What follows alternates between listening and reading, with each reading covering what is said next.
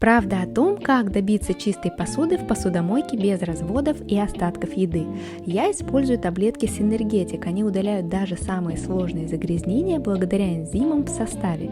И самое классное, что они справляются с засохшими остатками еды. Они в водорастворимой пленке, что очень удобно. Просто ложу таблетку в посудомойку, включаю, закрываю и все.